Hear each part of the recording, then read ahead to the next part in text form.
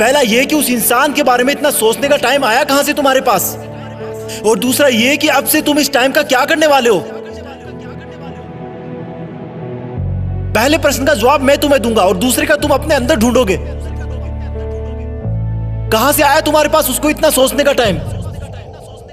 तुमने लगभग सब जगह का टाइम मार दिया सिर्फ उस एक इंसान के लिए। अब तुम्हारे दोस्त तुम्हें पहले वाला दोस्त नहीं मानते क्योंकि तुमने अपने इतने सारे दोस्तों का टाइम भी उसको दे दिया है। अब तुम अपने शरीर पर ध्यान भी नहीं देते क्योंकि वो टाइम भी तुमने उसको दे दिया है। ना तुम समय पर नहाते हो, ना समय पर खाते हो, ना डेली एक्सरसाइज करते हो, ना जिम जाते हो, ना टाइम पर सोते हो, ना कोई ख्वाब भी रोते हो। क्या हालत बना रखी है तुमने अपनी।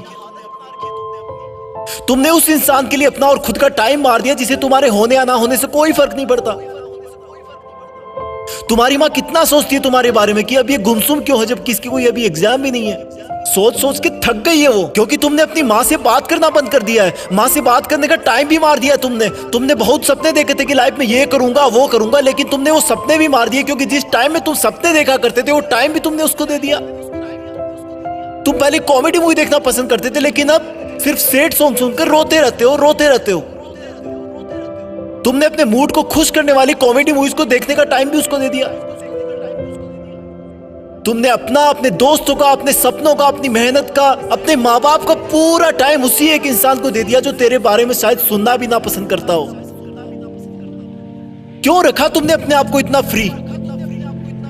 क्यों नहीं दिखी तुझे अपने आप में खुशी। अरे इस समंदर में बहुत सारे पत्थर है, तुम सिर्फ एक के लिए क्यों रुक गए। तेरा सपना तो नाम कमाना था ना, तेरा सपना तो लग्जरी लाइफ जीने का था ना। क्या तू उस एक इंसान के लिए अपने माँ बाप की आंखों की चमक को बुझा सकता है जिन्होंने अब तक कितना सब्र बांध के रखा कि तू उनका नाम रोशन करेगा, उनको दुनिया घुमाएगा। क्या तू उस एक इंसान के लिए तेरी लाइफ में आने वाले लाइफ पार्टनर को हमेशा के लिए धोखे के अंधेरे में रख सकता है। स्टॉप इट यार, मत कर ऐसा। तू इन सब के लिए नहीं बना है। तेरे दिल और दिमाग में सिर्फ तेरा सपना और मंजिल है। उस पर ये लड़का लड़की के गुटरगू वाला चश्मा मत लगा। तेरा नसीब अच्छा है कि वो तेरी लाइफ में नहीं है, क्योंकि ऊपर वाला तुझे उससे भी बहुत बड़ा और अच्छा देने की सोच के रखा है। और फिर एक दिन जब तू जिंदगी की आखिरी स्टेज से बेस्ट इन लाइफ का अवार्ड लेकर नीचे उतरेगा ना, तब भीड़ में से सबसे पहले जो लोग तेरा वेलकम करने के लिए आगे आएंगे वो तेरे माँ बाप होंगे, फिर तेरे दोस्त होंगे, तेरे भाई बहन होंगे, तेरे परिवार होगा। थोड़ी दूर और भीड़ में चलेगा तो तू पाएगा कि वहां पर तेरे साथ काम करने वाले इंसान होंगे। वो गरीब बच्चे होंगे जो तेरे किताबों और कॉपियां देने की वजह से आज सफल हो गए। और आगे चलेगा तो तुझे कुछ ऐसे लोग मिलेंगे जिन्होंने तेरी सफर में बहुत मदद करी होगी। तू उन सबके सामने झुककर उनका शुक्रिया करना। और आगे चलेगा तो फिर अनजान लोगों की भीड़ शुरू हो जाएगी। उसी भीड़ में कहीं थोड़ा सा आगे जाकर वो इंसान मिलेगा जिसको तुम कभी पूरा टाइम सोचा करते थे, जिसकी याद तुम्हें हर वक्त रुलाया करती थी, जिस इंसान ने तुम्हें नीचा दिखाकर, नालायक बताकर ठुकरा दिया था, जिसके तुम्हारी जिंदगी से जाने के बाद तुम बहुत रोए थे, जिससे तुमने बात करने के लिए, देखने के लिए कितनी मन्नतें मांगी थी, रिक्वेस्ट करी थी। वो इंसान तुम्हें सॉरी बोलना चाहेगा लेकिन नजरें नहीं उठा पाएगा। उसको अपनी गलती का बहुत भयंकर एहसास होगा क्योंकि उसने तुम्हें समझने में बहुत बड़ी गलती करी थी। तुम्हारे प्यार को ढोंग समझा था, उसने तुम्हें बेवजह आवारा समझा था, जबकि तुम वैसे बिल्कुल नहीं थे। तुम सच्चे थे पर उसकी आंखों पे घमंड की पट्टी बंधी थी। वो इंसान तो भीड़ में बहुत रो रहा होगा लेकिन तुम उसके कंधे पर हाथ रखकर उसको माफ कर देना और बोलना कि थैंक्स यार, अगर उस दिन तूने मेरा दिल ना तोड़ा होता ना तो आज मैं भी तुम्हारी तरह इसी भीड़ में खड़ा होता। आज जिंदगी की आखिरी स्टेज से बेस्ट इन लाइफ का अवार्ड लेकर कोई और नीचे उतर रहा होता। और फिर तुम अपने उस दिन के डिसीजन पर गर्व करना कि अच्छा हुआ जो मैंने उस दिन इस इंसान के बारे में सोचना बंद कर दिया।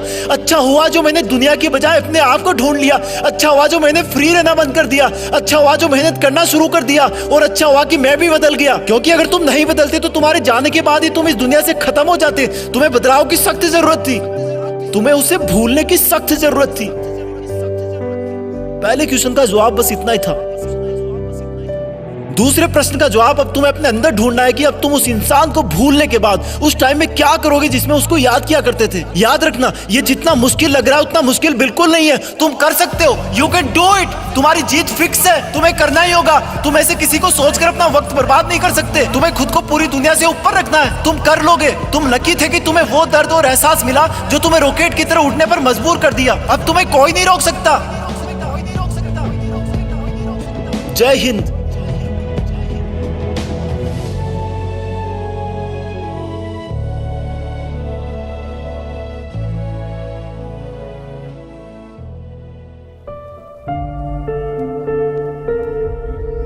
जीत फिक्स।